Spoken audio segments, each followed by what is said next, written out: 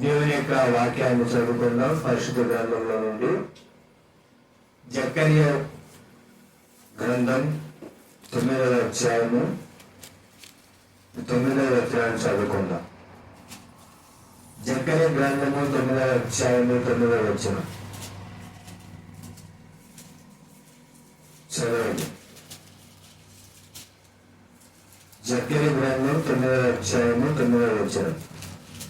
సియోను నివాసులారా బహుగా సంతోషించుడి, యెరూషలేము నివాసులారా ఉల్లాసముగా ఉండుడి. నీ రాజు నీతిపరుడును రక్షణ కలవాడును దీనుడునై గాడిదను గాడిద పిల్లని ఎక్కి నీ ఎద్దుకు వచ్చుచున్నాడు. చాలు. చదవబడినటువంటి లేఖన భాగం జకర్యా గ్రంథంలో రాబడినటువంటి విషయం. క్రీస్తు పూర్వం 580 సంవత్సరంలో హగ్గై గారితో కలిసి జకర్యా గారు ఇద్దరు ప్రవక్తలు. ఈ యొక్క జకర్యా గ్రంథము క్రీస్తు పూర్వం 522 నుండి 486 సంవత్సరం వరకు రాయబడింది. అయితే ఇక్కడ జకర్యా అంటే అర్థం ఏంటంటే యెహోవా జ్ఞాపకం చేసుకున్నాడు. యెహోవా జ్ఞాపకం చేసుకోవడం. జ్ఞాపకం చేసుకోవటం. ఏం జ్ఞాపకం చేసుకోవటం? ఇజ్రాయేల్ ప్రజలు, యూదులు దేవుని యొక్క మాట వినకుండా ఉన్నప్పుడు ఇజ్రాయేల్ ప్రజల్ని అష్షూరు సామ్రాజ్యం వారు బానిసలుగా తీసుకొని వెళ్ళారు. ఆ తర్వాత బబులోను సామ్రాజ్యాన్ని పరిపాలించే ప్రతినిధులు గారు యూదుల మీద దండయాత్ర చేసి యెరూషలేము దేవాలయాన్ని నాశనం చేసి వారిని బబులోను సామ్రాజ్యానికి బానిసలుగా తీసుకొని వెళ్ళారు. అప్పుడు 70 సంవత్సరాలు వాళ్ళు బానిసలుగా ఉన్నారు. తర్వాత తిరిగి మరలా వాళ్ళు యెరూషలేము ప్రాంతానికి వచ్చారు. తిరిగి 70 సంవత్సరాలు మీరు చెర అనంతరం మరలా మిమ్మల్ని తీసుకొస్తారని దేవుడు ఇర్మీయా గ్రంథంలో వాగ్దానం చేశారు.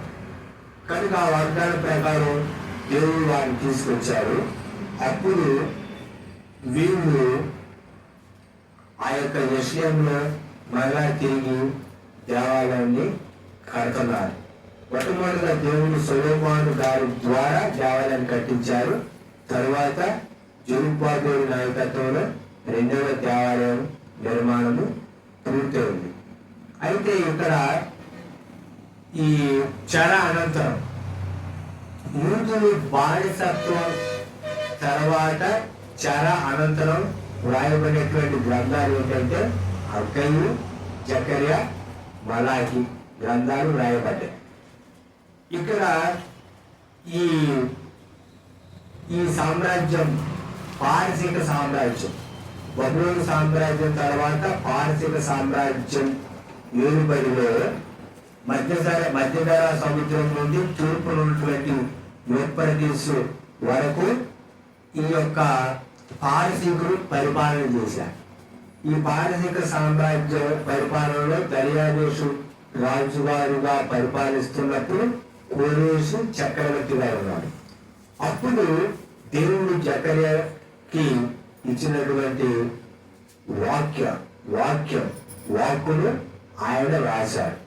అయితే చదువుకున్నటువంటి లేఖన భాగంలో 9వ అధ్యాయం 9వ వచనంలో వ్రాయబడినటువంటి వాక్యం ఏంటంటే, సియోను నివాసులారా బహుగా సంతోషించుడు, యెరూషలేము నివాసులారా ఉల్లాసంగా ఉండండి.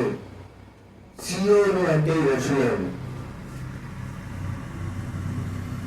ఎందుకు యెరూషలేములో ఉన్నటువంటి వారు సంతోషించాలి? ఎందుకు యెరూషలేములో ఉన్నటువంటి వారు ఉల్లాసంగా ఉండాలంటే రాజు వస్తున్నాడు. ఈ రాజు ఈ దినం మన యొక్క వాక్య భాగం యొక్క అంశం ఏంటంటే నీ రాజు. నీ రాజు ఎవరు? మన రాజు యేసుక్రీస్తు ప్రభు వారు యెరూషలేములో ఆయన గాడిద మీద ఎక్కి ఊరేగింపుగా వస్తున్నారు. అప్పుడు అక్కడ ఉన్నటువంటి వాళ్ళందరూ కూడా ఖర్జూరం బట్టలు తీసుకొని హోసన్నా జయమని వాళ్ళు కీర్తించారు, పాడారు. ఆ విషయం మనకి మత్తయి సువార్త 20:5 అక్కడ అవంతా కూడా జకర్యా గ్రంథంలో ప్రవచించినటువంటి ప్రవచనం మత్తయి సువార్తలో నెరవేరు. వినండి, జాగ్రత్తగా వినండి. ఇక్కడ పాత నిబంధనలో ప్రవక్తలు ప్రవచించినటువంటి ప్రవచన పురుషుడు ఎవరంటే, క్రొత్త నిబంధనలో యోధాలో పుట్టి నజరేతులో పెరిగినటువంటి యేసు. యేసు పాత నిబంధన ప్రవచించినటువంటి ప్రవచన పురుషుడు మెస్సయ్య అంటే క్రీస్తు. క్రీస్తు ఎవరంటే, పాత నిబంధనలో ప్రవక్తలు ప్రవచించి మరి ఇజ్రాయేల్ ప్రజలు యూదులు ఎదురు చూస్తున్నటువంటి మెస్సయ్య ఎవరంటే యేసు. ఈ యేసే మెస్సయ్య, ఈ యేసే క్రీస్తు. మీరు ఎదురు చూస్తున్నటువంటి మెస్సయ్య క్రీస్తు ఎవరంటే ఈ యేసు. దావీదు కుమారుడు, అబ్రాహాము కుమారుడుగా పిలువబడినటువంటి ఈ సాధారణంగా పుట్టినటువంటి ఒక సాధారణ పేదవాడి కుటుంబంలో పుట్టినటువంటి మరియ కుమారుడు ఈ యేసే మీరు ప్రవక్తలు ప్రవచించినటువంటి క్రీస్తు అని నూతన నిబంధనలో రాయబడి ఉంది.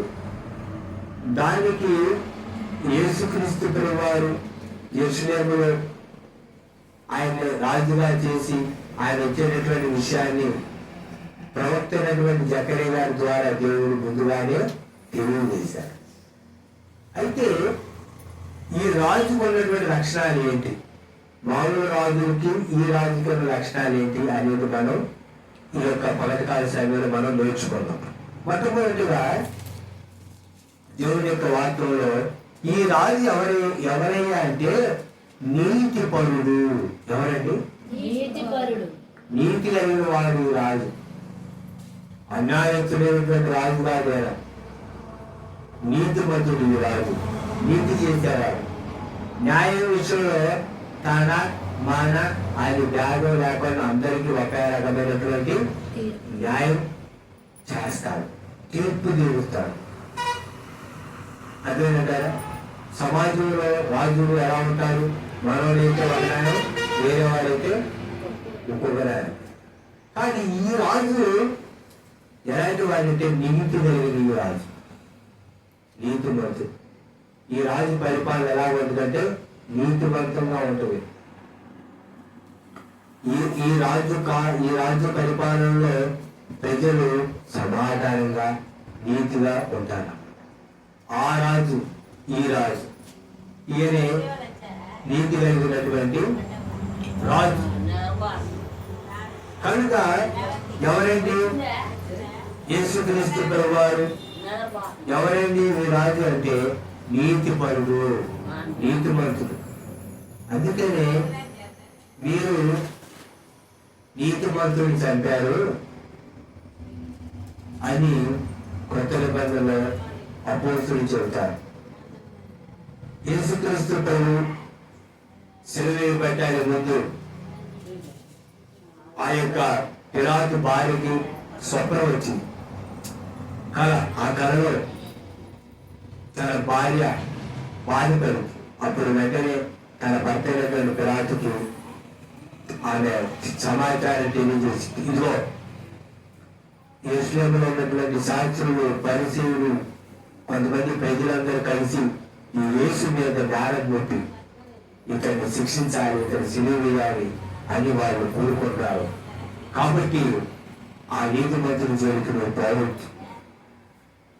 నువ్వు ఆ నీతిమంతుని చంపినటువంటి రక్తం యొక్క అపరాధం నీ మీద, నా మీద, మన పిల్లల మీద ఉండొద్దు అని చెబితే తన భార్య మాట విని పిలాతు నీళ్లు తీసుకొచ్చి చేతులు కడుక్కొని, అయ్యా ఈ నీతిమంతుని రక్తం గురించి నేను నా కుటుంబం అపరాధంగా ఉండకూడదు, విరామణం చేసుకోండి అని యేసును కొరడాతో కొట్టి వారికి అప్పగించారు. మీరు సెలవు వేసుకోండి, నేను రోమా గవర్నమెంట్ కాబట్టి నేను సంతకం పెడతా మీరు సెలవు వేసుకోండి. ఈ నీతిమంతుడు, ఈ నిరపరాధి, ఇతరులో ఏ దోషం లేదు కనుక ఈ రక్తం పూసినటువంటి శిక్ష నేను అనుభవించకూడదని ఆయన చేతుల్లో ఉంటాను. నీతిమంతుడు యేసు ఎవరో తెలుసా? నీతిమంతుడు, అతనిలో పాపం లేదు, ఆయన అన్యాయం లేదు. న్యాయవంతుడైనటువంటి యేసుక్రీస్తు ప్రభు అన్యాయస్తుడిగా ఆయన తీర్పు తీర్చాడు, అన్యాయమైన తీర్పు తీర్చాడు. అన్యాయంగా ఆయన్ని అబద్ధ సాక్షులు పెట్టి ఆయన మీద తీర్పు తీర్చి ఆయనను చెరువుకు అప్పగించాడు. కానీ ఈ రాజు లోకంలో ఉన్నటువంటి రాజులా అంటే రాజులాగారా? లోకంలో ఉన్నటువంటి రాజులు ఎలాంటి అంటే అన్యాయస్తులు, నీతిలో ఉండేవారు. కానీ ఈ రాజు ఎవరో తెలుసా? నీతి పరుడు. ఈ రాజు ఎవరో తెలుసా? నీతి కలిగినటువంటి రాజు. కనుక ఈ నీతి కలిగినటువంటి ఈ రాజు యేసు క్రీస్తు నీ హృదయమైనటువంటి సింహాసనాన్ని పరిపాలిస్తున్నాడు. ఆయనైనా నీ రాజు. ఇంకా ఎవరైనా ఉన్నారా రాజు? ఇంకొక రాజు ఉండదు. ఈ రాజు ఎవరంటే అపవాది. ఈ అపవాది కూడా రాజ్యం. అతను కూడా హృదయమైనటువంటి సింహాసనంలో ఏట ఆపులోకి తీసుకెళ్ళి మనిషిని నాశనం చేస్తాడు, భ్రమ కల్పిస్తాడు. కనుక ఈ మధ్యాహ్నకాల సమయంలో ఎవరు నీ రాజు? యేసా? వాళ్ళు ఏమన్నారంటే, ఇదిగో అయ్యా నీ రాజు. యేసుని ఏం చేద్దాం? మరి నేను పస్కా పండుగ సమీపిస్తున్నప్పుడు ఒక ఖైదీని విడుదల చేయాలి. యేసుని విడుదల చేయబడ్డారా? బరబ్బాని విడుదల చేయబడ్డారా? అంటే వాళ్ళు ఏమన్నారు తెలుసా? యేసుని సెలవు వేయండి, బరబ్బాని విడుదల చేయండి. ఎందుకు బరబ్బాని విడుదల చేయాలన్నా? అతను బందిపోడు దొంగ, వారిని ఎందుకు విడుదల చేయాలంటే లేదు, మాకు బరబ్బాని విడుదల చేయాలి. యేసుని ఏం చేద్దాం మరి? సెలవు. కనుక ఈ రాజు ఎవరయ్యా అంటే నీతి పరుడు, నీతి న్యాయాలు కలిగినటువంటి ఈ రాజు. ఆ నీతిమంతుడైనటువంటి రాజు పరిపాలించేటటువంటి ఈ నీతి కలిగినటువంటి రాజ్యం. తర్వాత అక్కడ రాయబడిన మాట ఏంటంటే వాక్య భాగంలో రక్షణ గలవాడును. ఎవరికి ఈ రాజు? రక్షించేవాడు, శిక్షించే రాజు కాదు. ఈ రాజు రాజుకి ఏమీ వస్తారండి? రాజు ఏమీ వస్తారు? రథాల మీద వస్తారు. రాజు గుర్రం మీద వస్తాడు, యుద్ధం గుర్రం మీద వస్తాడు, కత్తి పట్టుకొని వస్తాడు. రాజులు తమ యొక్క సామ్రాజ్య విస్తరణ కోసం, తాము రాజ్య పరిపాలన కోసం వేరే రాజు మీద దండయాత్ర చేసి ఆ సైనికులందరినీ చంపి ఆ రాజును పట్టుకొని తీసుకొచ్చి శిక్షిస్తారు. రాజులకి దయ కనికరం జారు శిక్షిస్తారు రాజు. యూదులు ఎవరుకున్నారంటే రోమా సామ్రాజ్య పరిపాలన నుంచి మెస్సియా మనం రక్షిస్తాడు. ఆయన గుర్రం మీద వస్తాడు, వచ్చి రోమిలను యుద్ధం చేసి వాళ్ళు ఓడించి వీరి యొక్క స్వతంత్ర రాజ్యాన్ని ఇస్తాడు. కనుక మెస్సియా గుర్రం మీద వస్తాడు అనుకున్నారు వాళ్ళు. కానీ ఈ యేసు గాలి మీద వస్తాడు. ఇదేంటి గాలి మీద వస్తున్నాడు, గుణం మీద రావాల్సింది అనుకున్నారు. కానీ ప్రభుత్వం ప్రవచించినటువంటి ప్రవచనాలు మరిచారు. అర్థమైంది కదా? ప్రభుత్వం ప్రవచించిన ప్రవచనాలు మరిచారు.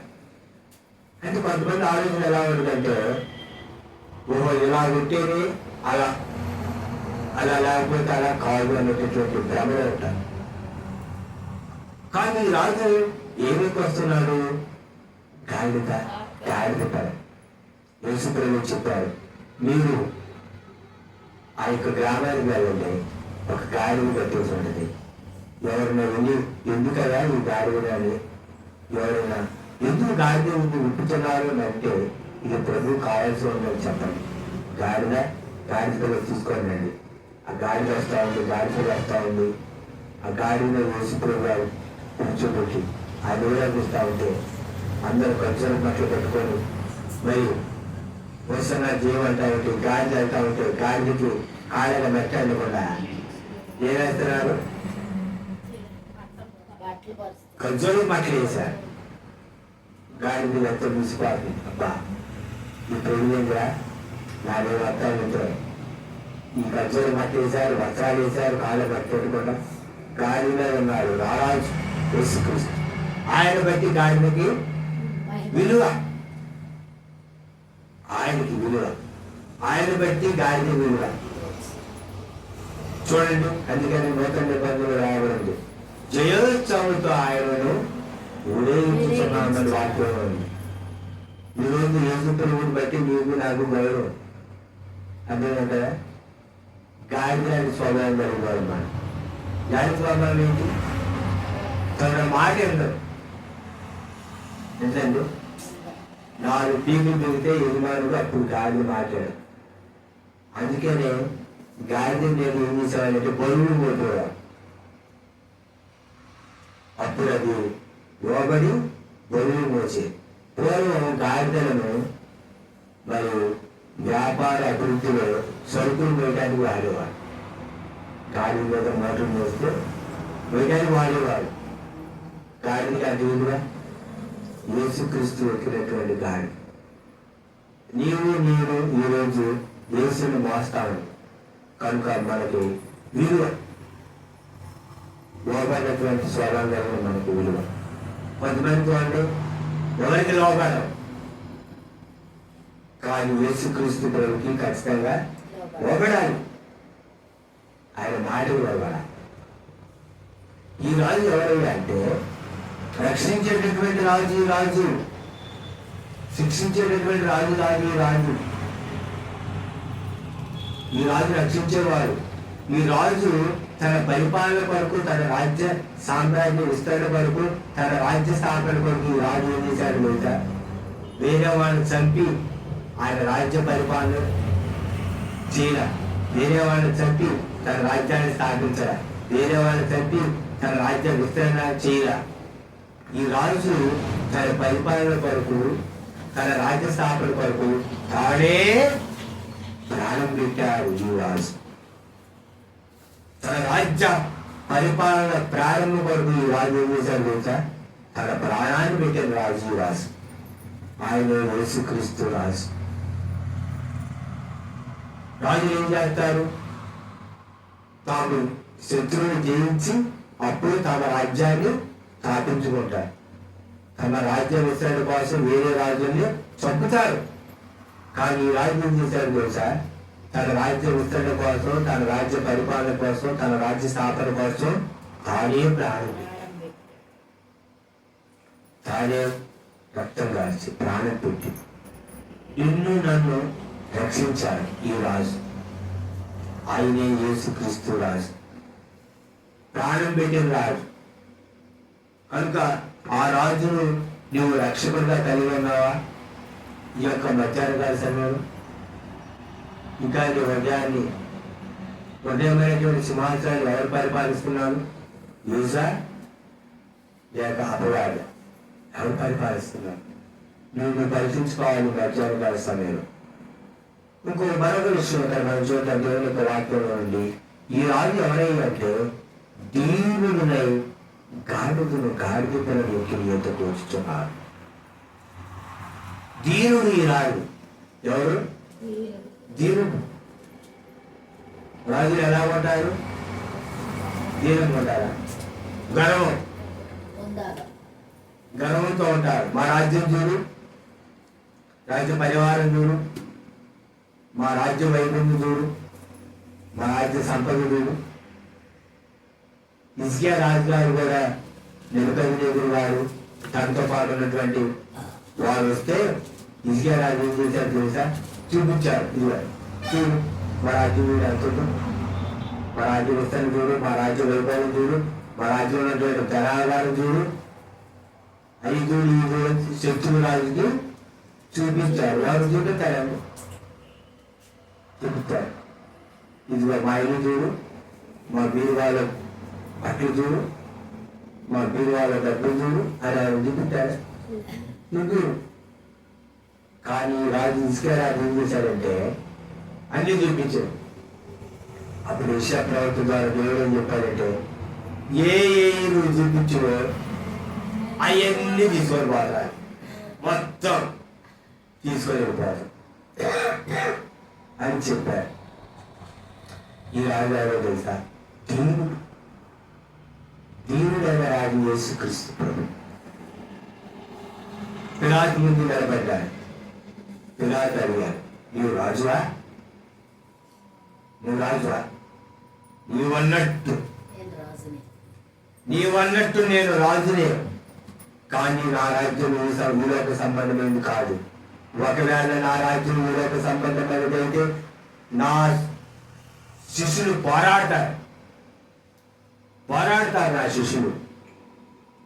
గెచ్చిమని తోటలో యేసుక్రీస్తు ప్రభుని పట్టుకోవడానికి వచ్చినప్పుడు రాను గారు ప్రధాన యాజకులు బంట్రోజు ఇస్కరియోతు మీద వచ్చి ముద్దు పెట్టుకొని చెవికాడ అన్నప్పుడు పేతురు గారు వెంటనే కత్తి తీసి ఆ యొక్క సైనికుల యొక్క చెవి నరికేశాడు. ఎవరా?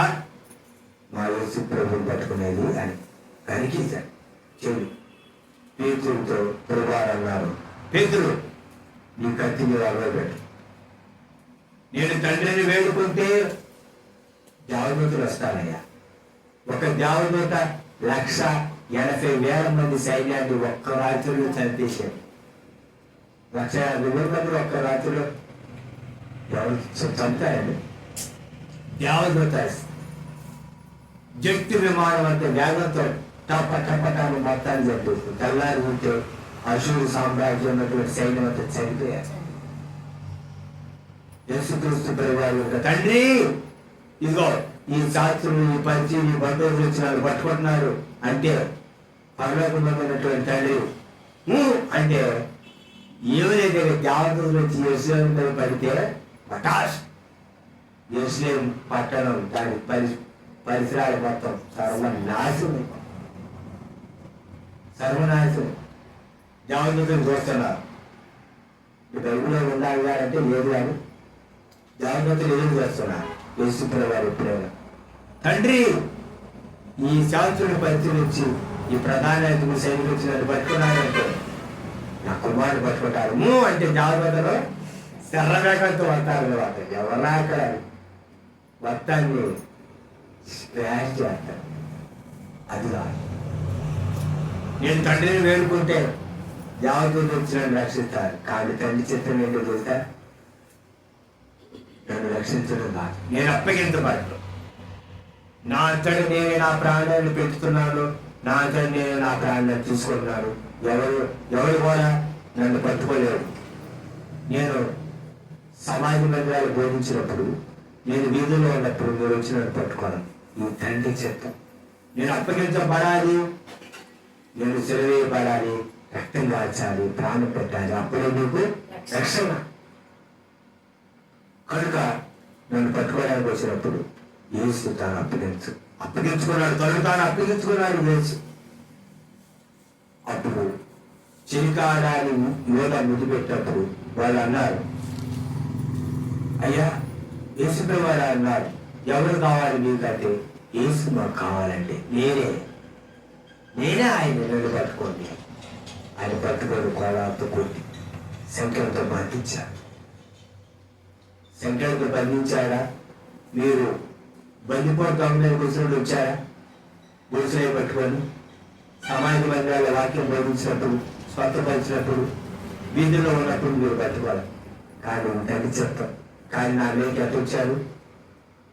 బందిపోటు గమనం పట్టుకున్నట్టు ఆ గొలుసులు తీసుకొని వచ్చి పట్టుకుని ఇదిగో నేనే మీకు మిమ్మల్ని మీకు అప్పగించుకొచ్చున్నా, నేనే మీకు అప్పగింపబడుతున్నా, నన్ను పట్టుకో. ఈ రాజు ఎవరో తెలుసా? దీనుడు యేసుక్రీస్తు రాజు. ఈ రాజు దగ్గర నువ్వు దీనత్వాన్ని నేర్చుకో. నేను సాత్వికులను దీన మనసు కలిగిన వాడిని కనుక నా యొక్క నేర్చుకోనండి, నేను నా యొక్క నేర్చుకోనండి యేసుక్రీస్తు ప్రభు చెప్పారు. దీనత్వం కలిగి ఉండాలి.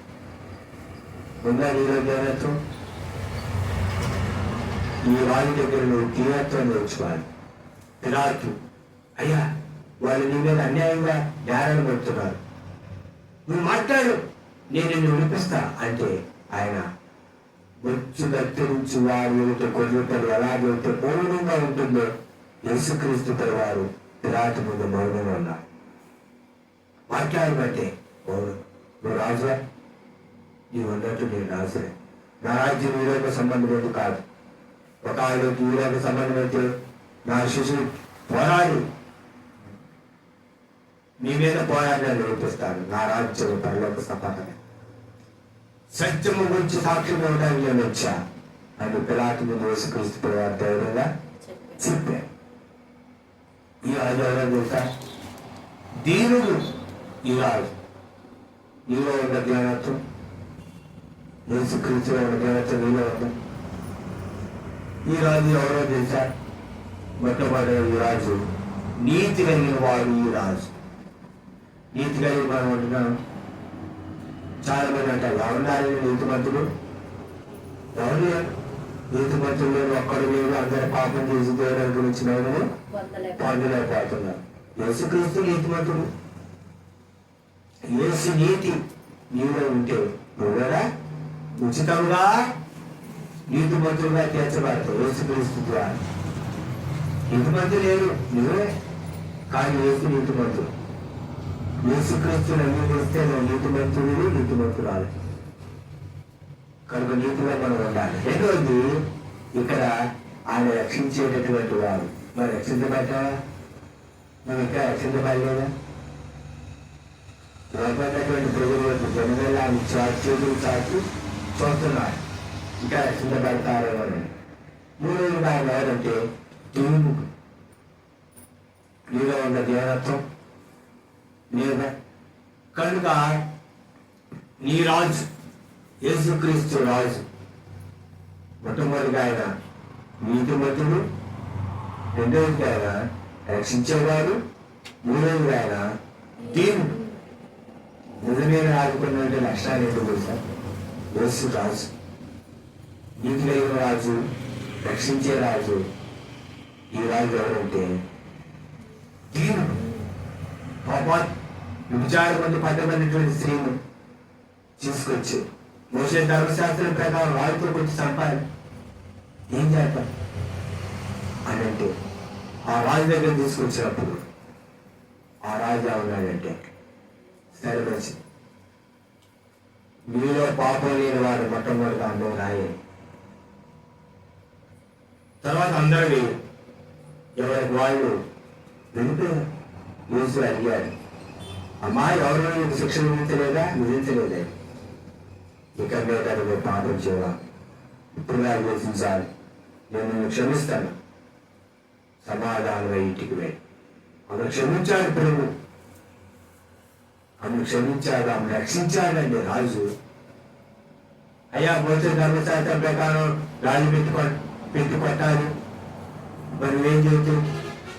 ఒక రాజు పెట్టి కొట్టమంటే మరి నువ్వు రాజు పెట్టి కొట్టమంటావేంటి? నువ్వు దేవుని కుమారుడు అంటున్నావుగా, రక్షించేవాడు అంటున్నావుగా, నువ్వు శిక్షించడం ఏంటి అంటారు. ఒక రాజు పెట్టి కొట్టద్దు అంటే దేవుడు మోసే గారి ద్వారా ఇచ్చిన ధర్మశాస్త్రాన్ని ఏం చేస్తున్నాడు? ఉల్లంఘిస్తున్నాడు. ఏరా దేవుని కుమారుడు అంటారు. పాపం లేని వాడు రాయండి అంటే ఎవరికి మాట్లాడటానికి చాలు. కనుక ప్రభు ఆమె రక్షించాడండి. రాజు పెట్టి కొట్టండి అంటే అలా రాజు పెట్టి కొట్టేవాళ్ళు చదివి. కానీ ప్రభు రక్షించేవాడు కానీ శిక్షించేవాడు కాదు. రక్షకుడు తన ప్రజలను వారి పాపం నుంచి ఆయన రక్షించడం కానీ యేసు ఆయన రక్షిస్తాడు.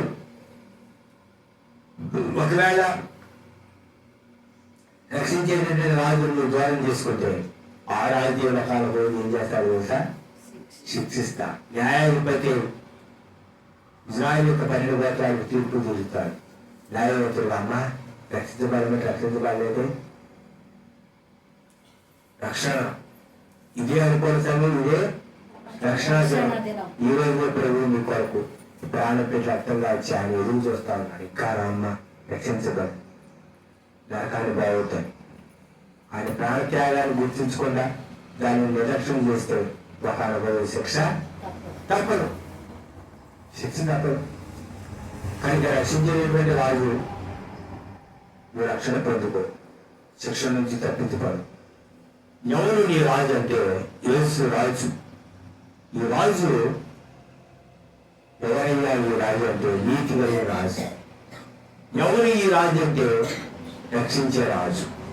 ఎవరు ఈ రాజు అంటే దీనుడు ఈ రాజు.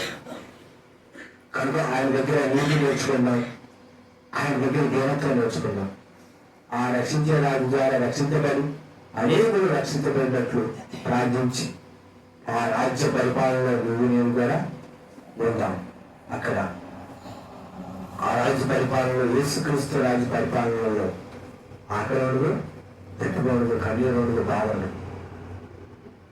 అక్కడ చీకటి ఆయనే లేదు, కన్నీరు వేదనడు తక్కువ. ఈ లోకంలో నీవు బ్రతికినంత కాలం నీతో పాటు బాధ కన్నీళ్ళు తక్కువ. నువ్వు ఈ లోకాన్ని మించినప్పుడు నీతో పాటు నీ బాధలు, నీ కష్టాలు, ఎరుకులు, ఇబ్బందులు మొత్తం నీతో పాటు నీ బాధలన్నీ బాధ. నీ ఉన్నత కాలం బాధలు ఇదే. కనుక ఆరాధ్యం కొరకు ఎదురు చూద్దాం. అందుకనే దానియేలు గ్రంథంలో దానియేలు గారు ప్రవచించి చెప్పారు, ఎదురైన రాజా ఆ రాజుల కాలంలో పరలోకమందు ఉన్నటువంటి దేవుడు ఒక రాజ్యాన్ని స్థాపిస్తాడు, దానికి అన్నిటికీ అంతము ఉండదు. అది పొందుకున్న వారికి దాని మరణం కూడా ఉండదు. నన్ను బాధ్యత పొందిన రక్షించబడి మన వారికి శిక్ష విధించబడు. కనుక యేసుని మన హృదయ సింహాసనం రాజుగా మనం నిర్మించుకుందాం. ఆ రాజ్య పరిపాలన మనం ఉందాం. ఆ రాజుకు మనం అప్పగించుకుందాం. మన కొరకు అప్పగించబడినటువంటి రాజుకు మనం అప్పగించుకున్నాం. అటు కృప ప్రజలు అనుగ్రహించాక ఆమె ప్రార్థన చేసుకున్నాం. తలవంచలు కలుపుకోండి. వినవాక్యం కొరకు మీరు ప్రార్థన చేసుకోండి. వారి పిల్లలు మాట్లాడారు, వాళ్ళ భద్రపరిచింది. ఈ మాట ప్రకారం నడుచుకోవడం మనిషి తండ్రి. ప్రార్థన చేయండి.